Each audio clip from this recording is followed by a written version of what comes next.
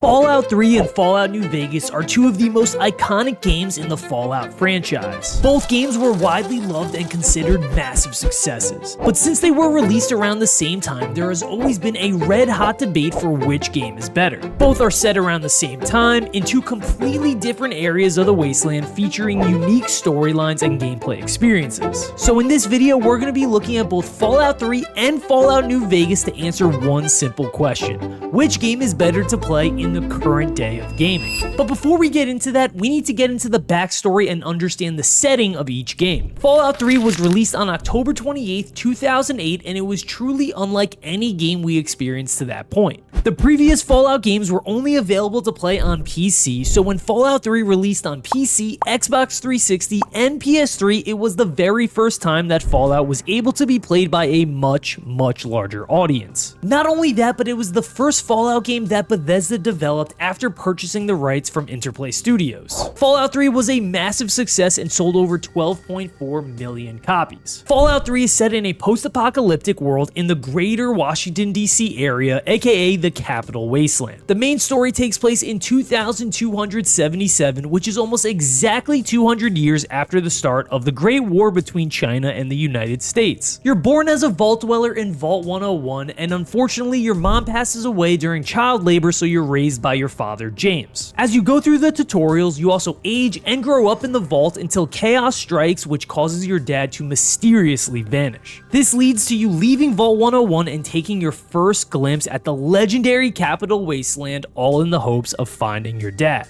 I don't want to get too far ahead of myself, but the visual when you leave the vault for the very first time is one of my favorite visuals in all of video games. Fallout New Vegas has a wildly different opening, but we're going to get into that in just a sec. Due to the success of Fallout 3, Bethesda wanted to capitalize on the Fallout hype, so they decided to contract Obsidian to develop Fallout New Vegas, which would be a spin-off of the Fallout series. Bethesda only gave Obsidian 18 months to develop New Vegas, which is an insanely short amount of time for a AAA game. Thankfully, because of the recent Fallout 3 success, Obsidian knew what to focus on and knew what to improve on to give Fallout players a different experience. The game released on October 19th, 2010, and even with the short window, they still absolutely crushed it and sold 11.6 million copies. As for the opening, you're not born into any vault, you're not raised in any specific way, you just happen to wake up on a random guy's couch. Before you actually play the game though, there is a trailer that plays beforehand, which is one of my favorite intros into any RPG. Basically, you're a mail courier who is sent on a mission to deliver some sort of chip. Now, something goes drastically wrong on your journey and you find yourself basically in the last seconds of your life. Your hands are tied, on your knees, and in front of presumably what's your own grave. Some big shot in a checkered suit says some fancy lines and seemingly puts a bullet in your brain. From where you're kneeling must seem like an 18-karat run of bad luck.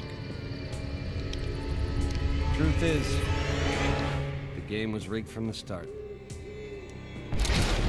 Then a robot by the name of Victor ends up saving you somehow, gets you over to the local doctor, who then takes the bullet scraps from your brains and saves your life. Pretty chaotic start to the game if you ask me, but the cool thing about New Vegas is the rest of your history is completely unknown. It's almost the exact opposite of Fallout 3, where you are you from birth and see your life unfold through a series of events. What's freeing about New Vegas is the fact that you have this seemingly complete blank slate. Meaning, if you want to go wreak havoc on the wasteland, you can. Obviously, you can do this in Fallout 3 as well, but the fact that you were raised in a vault within a society who tried to teach you how to live properly, you get my point. It's a little easier in Fallout 3 to be swayed to doing good in the world, whereas in New Vegas, you can literally go on a revenge tour after having narrowly escaped death. Now, I mentioned before that Fallout 3 has one of my favorite gaming cinematics of all time, and it's right when you leave Vault 101. You essentially get, well, flashbanged at your very first look of the Capital Wasteland, and immediately you get this sense of awe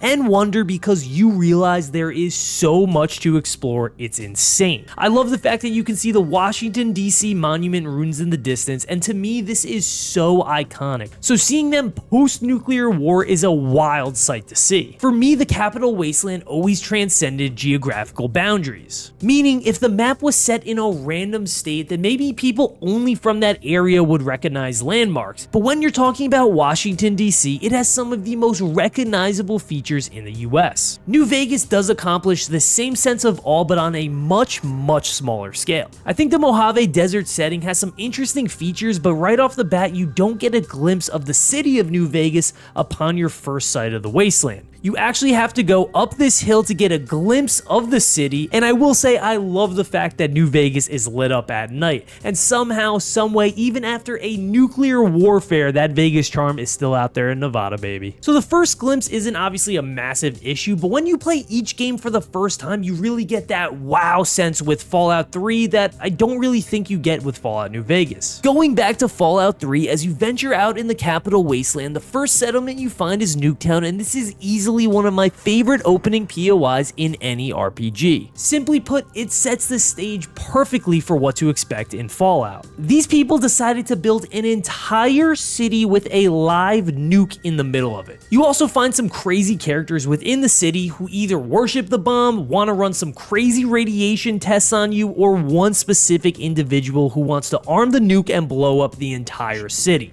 You'll rig it to the bomb, then you'll get paid. Handsomely.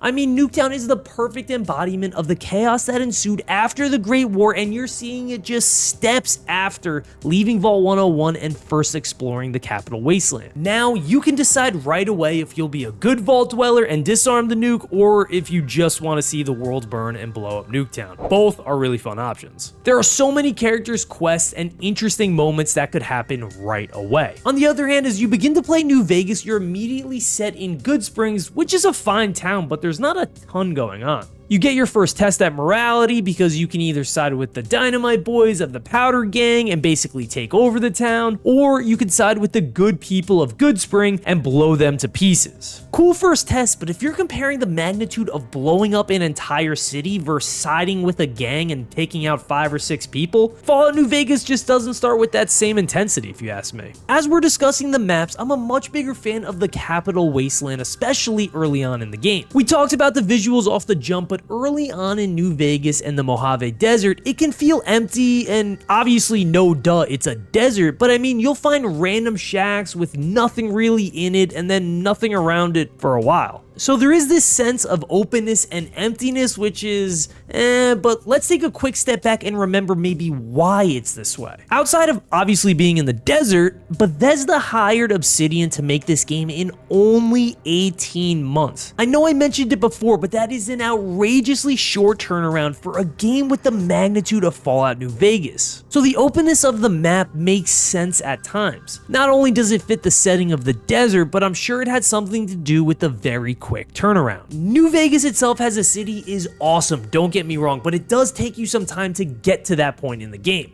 So what I'm really referencing is the experience as you're leaving Good Springs and moving eventually to a town like Prim. You're kind of just walking on a desert with nothingness around you. Now the gameplay mechanics for both are extremely similar as you'd expect. The combat is a little wonky, but you always have to expect that when you play Bethesda games. They aren't built like a Souls game where combat is everything. Bethesda games always, or let me say should always, be about exploration and fully immersing yourself in the RPG experience by getting lost in a trillion fun side quests and main quests. It'll never have combat as a main priority, so if you're looking for that, it's probably time to boot up Elden Ring. Speaking of combat, it's all about abusing VATS, which is Fallout's in-game combat system where you slow down time to a freeze and can pinpoint where to try and hit enemies. Both Fallout 3 and New Vegas rely on VATS heavily to bolster the combat system and make it a very unique experience. The condition of your weapons and armor is honestly one of the most annoying parts of the game, but I understand why Bethesda incorporated it back in the day. In their eyes, I'm sure they really wanted people to feel that survivor mindset when journeying through the wasteland, and with that comes wear and tear on your armor and weapons. It doesn't make for a great gameplay mechanic because now it limits the use of specialty weapons unless you're literally made out of caps to repair those weapons non-stop. Thankfully, the condition feature was taken out in the most recent Fallout games, and it's not like it's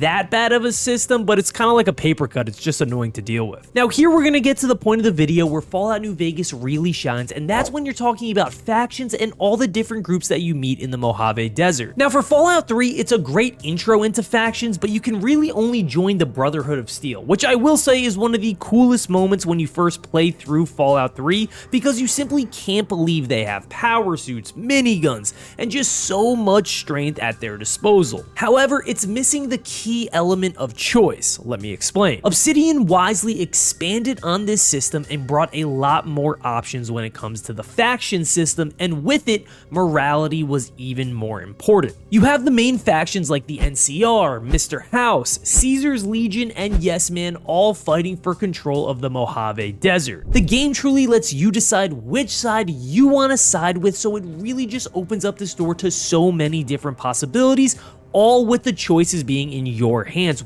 which is why players absolutely love New Vegas. Even considering smaller secondary factions, in Fallout 3 there really aren't many. Like sure, you have the Raiders, the Enclave, and the Abolitionists, but it's nothing really compared to the depth of Fallout New Vegas. In New Vegas, outside of the main factions that we just talked about, there's also so many minor ones, like the Brotherhood of Steel, the Boomers, the Great Khans, Followers of the Apocalypse, the Enclave Remnants, and the Powder Gangs, just to name a few. Whereas it comes to morality, every decision and act you make either for or against a faction will impact you in some way. For example, if you decide to eliminate the Powder Gang in your first quest in Good Springs, then they'll like you in Good Springs and give you better prices, but if you see the Powder Gangs in the wild, then it's on site and you're immediately fighting them. Obviously, this can go the other way as well, but it's a really fun experience where all your actions have consequences and you really have to pick and choose sides. So you could see why Fallout New Vegas was so widely loved by players, because it basically took what Fallout 3 brought to the table and expanded on it. Even though it may be lacking in areas like overall map development, it makes up with it by giving players so many different choices to make. Which, if we're being honest, is one of the most fun things about playing an RPG. Side with whoever you want and screw whoever you want. The choice is in the player's hands. So now that we have the stage set and can really understand the differences between the two, which game is better to play in the modern day of gaming? Here's my definitive take. Fallout 3 is an absolute icon. One of the best video games ever made, and it felt so far ahead of its time. If you've never experienced a Fallout game before, then this one is for you. The story, the vault origin, the map, and the overall Capital Wasteland experience is truly incredible, with so many surprises and unbelievable quests just waiting for you to complete. On the other hand, if you're a seasoned vet and you've been around the block with Fallout, then you gotta go New Vegas. Simply, there's just so many different ways you can beat this game that no two playthroughs will ever look the same. Since you have the Fallout experience already, you'll be way more attracted to the storyline, the side quests, and the faction development, as opposed to the experience of being a vault dweller in the wasteland for the first time like in Fallout 3. But don't get it twisted, both of these games are absolutely incredible games, and they should both be played in the modern day of gaming. I'll never forget the first time that I played Fallout 3, because I knew that I was going to be a fan for life. To this day, Fallout 3 is a top 5 to 10 video game of all time to me, and I'm just so happy that the Fallout series really brought about a new revival to this gaming franchise, because the games are that good and they are that fun to play. I hope you guys enjoyed this video, and if you did, then you'll like my video on Fallout 4 versus Fallout 76 in the modern day of gaming, and you can watch that video by clicking right here.